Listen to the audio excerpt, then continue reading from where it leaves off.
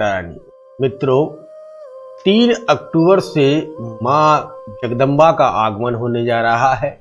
इनके दृश्य से, इनकी 9 दिन की पूजा करने से समस्त कष्टों का निवारण होता है। तो आप भी इन 9 दिनों में माँ की कृपा प्राप्त करें, माँ से उपहार भेंट के रूप में प्रदान करें, क्योंकि माँ जब प्रसन्न होती हैं तो अपने भक्तों को, अपनी भक्तों की कोई भी इच्छा तो संपूर्ण पूरी करती हैं, उनकी हर मुराद पूरी करती हैं। तो इसीलिए ये 9 दिन का जो शारदीय नवरात्रि आती है, अपने भक्त अपनी माँ को प्रसन्न करने के लिए, उनकी कृपा प्राप्त करने के लिए 9 दिन का व्रत रखते हैं, जिससे माँ लक्ष्मी और माँ दुर्गा प्रसन्न होकर उन्हें आशीर्वाद देती है और उन्हें सुख समृद्धि का आशीर्वाद देती हैं और जीवन में हर समय खुशियाँ ही खुशियाँ प्राप्त होती हैं। मित्रों, 9 दिन आपको क्या करना है तो ये भी समझ लीजिएगा। प्रातःकाल उठकर आपको स्नान ध्यान करना है, माता रानी की कृपा प्राप्त करने के लिए कहीं सरोवर या नदी में जाकर वहाँ स्नान करना है। अगर आपके घर में भी स्वच्छ जल है तो उससे भी आप स्नान कर सकते हैं।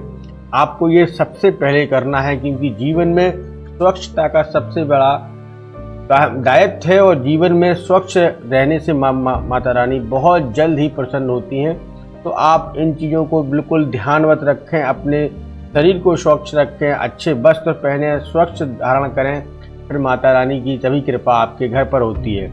मित्रों, ये 9 दिन माता रानी के लिए कृपा प्राप्त करने के लिए बहुत से लोग अपने घरों में कलश स्थापना करते हैं। माता रानी की पूजा करने के लिए पूरी श्रद्धा भाव से उनकी कृपा दृष्टि पाने के लिए अपने एकांचित मन से दीपक जलाकर उनकी आराधना, कलश स्थापना करके उसी प्रकार से करते रहते हैं और देवी की कृपा भी सभी भक्तों पर होती है। तो दोस्तों, 3 अक्टूबर से माँ रानी की कृपा प्राप्त करने के लिए आप अपने घर में कलश स्थापना कर सकते हैं, घट स्थापना कर सकते हैं और अपने जीवन को सुख समृद्धि बना सकते हैं। मित्रों, लेकिन ध्यान रखें कि देवी लक्ष्मी के लिए प्रसन्न करने के लिए आपको अपने जीवन में बहुत ही सकारात्मक विचार लाना चाहिए।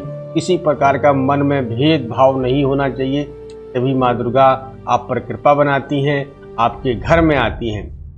देखो दोस्तों, माता रानी किसी भी रूप में आकर आपको दर्शन दे सकती हैं। वो किसी कन्या के रूप में आ सकती हैं, किसी स्त्री के रूप में आ सकती हैं, किसी भी रूप में इस समय आपके घर आ सकती हैं। तो आप इन चीज़ों को ध्यान रखें कि अभी जो 9 दिन में किसी भी महिला का, किसी भी बच्चे का या किसी पशु पक्षी का आप अनादर ना करें, उससे गलत ना बोलें, सबसे बड़ी चीज़ है। और इन चीज़ों का ध्यान रखने से आप अपनी माँ दुर्गा को घर बुला सकते हैं, क्योंकि दुर्गा की कृपा प्राप्त करने से समस्त सुखों की प्राप्ति होती है। मित्रों, एक बात का और ध्यान रखें कि जब नवरात्रि प्रारंभ हो तो आप 9 दिन अपने संपूर्ण 16 श्रृंगार जरूर करें, क्योंकि 16 श्रृंगार करने से आपकी पति की दीर्घायु प्राप्त होती है, पति को सुख समृद्धि प्राप्त होती है। व्यापार नहीं चल रहा है, व्यापार की सुख समृद्धि के लिए यह व्रत रखा जाता है। तो आपको भी इस दिन 9 दिन अपने संपूर्ण श्रृंगार, क्योंकि माता रानी को श्रृंगार पसंद है और उनको भी अर्पित किया जाता है। श्रृंगार का जो सामान होता है, चूड़ी, कंगन, लाली, लिपस्टिक, सिंदूर, जो भी 16 श्रृंगार में साड़ी और सामान होता है वो माता रानी को अर्पित करना चाहिए उनकी कृपा प्राप्त करने के लिए, क्योंकि तभी जीवन में सुख समृद्धि प्राप्त होती है।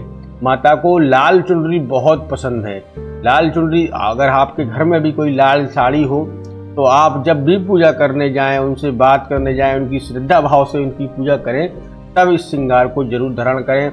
और ऐसे में अगर आप भी अपने घर में ये चीज़ें करते हैं तो माता रानी की कृपा आपके घर में बनी रहती है और आपके घर में सुख समृद्धि आती रहती है। तो इन चीज़ों को आपको विशेषकर ध्यान रखना चाहिए। और इस 9 दिनों में आपको तुलसी की पूजा करना बिल्कुल भी नहीं भूलना चाहिए। तुलसी की पूजा करने से, क्योंकि माना जाता है, शास्त्रों में भी कहा गया है कि तुलसी पर भगवान विष्णु का वास होता है और विष्णु की पत्नी माँ लक्ष्मी है।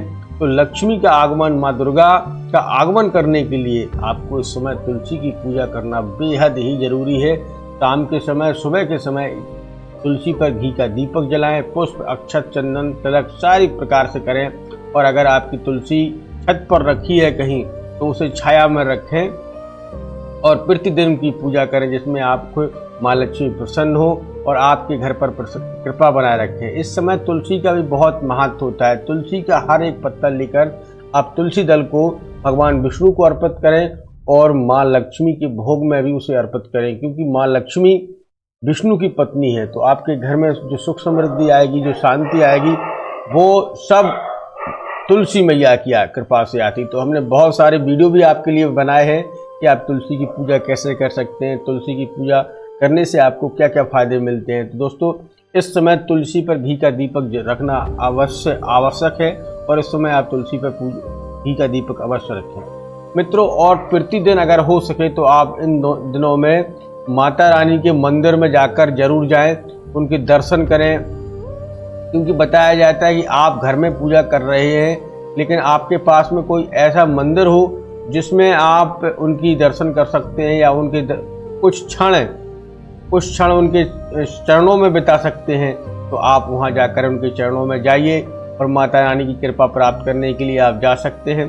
जैसा ही आप इन चीज़ों पर ध्यान रखेंगे तो माता रानी आपके घर में बहुत जल्द ही आएंगी और आप पर कृपा बनाएंगी। तो आप किसी अपना पुराना बहुत से मंदिर हैं जहाँ सिद्ध मूर्तियाँ विराजमान हैं, उनके दर्शन करें। वो माता रानी की कृपा प्राप्त करने के लिए बहुत ज़रूरी है। इन चीज़ों का ध्यान रखना बहुत आवश्यक है मित्रों, क्योंकि माता रानी अपने भक्तों को किसी न किसी रूप में दर्शन देती हैं, वो किसी न किसी रूप में वो आती हैं।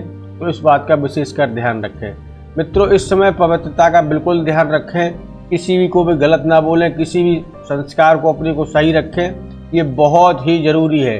नहीं तो माता रानी कभी भी आपसे रूठ सकती हैं, आपसे नाराज़ हो सकती हैं, और नाराज़ का मतलब ये है कि आप अपने जीवन में सुख समृद्धि खो देंगे। तो पवित्रता 9 दिन के लिए बहुत ज़रूरी है, इसे बनाए रखें। क्या है कि इससे आपकी मानसिक स्थिति अच्छी रहेगी और आपके जो कार्य हैं वो बनते चले जाएंगे, माता रानी की कृपा आप पर प्राप्त होती रहेगी। तो आपको विधिवत 3 अक्टूबर से माता रानी की समय प्रारंभ हो रहा है और ये समापन जो होगा वो 11 अक्टूबर तक होगा। तो 11 इस दिन 9 दिन आप लगातार माता रानी की सेवा करें। उनकी कपूर, धूप, दीप, चंदन मैंने आपको वीडियो बनाकर डाला है, आप वहां जाकर देख सकते हैं। तो आप इन सामग्री उसमें बहुत सी माताएं बहनें उपवास भी रखती हैं, तो उपवास भी रखना बेहद ज़रूरी है। कई माताएं बहनें इस 9 दिन में लौंग से भी उपवास रखती हैं, तो आप रख सकती हैं। लेकिन मैं उन बहनों और माताओं से कहना चाहता हूं जिन लोगों जो स्वस्थ नहीं है, अस्वस्थ हैं और उन पर वो सोचती हैं कि हम माता रानी का व्रत रखें, तो ऐसे में आप गलत है कि आप व्रत नहीं रख सकती हैं। माँ रानी की पूजा कीजिए, उसी से आपको आशीर्वाद मिलेगा और समस्त प्रकार का आपको सुख प्राप्त होगा। तो मित्रों, आशा करते हैं ये जानकारी आपको अच्छी लगी होगी, और अच्छी लगी होती दूसरों को भी कमेंट करें, शेयर करें और भेजें। जय माता रानी, आप सभी का कल्याण हो।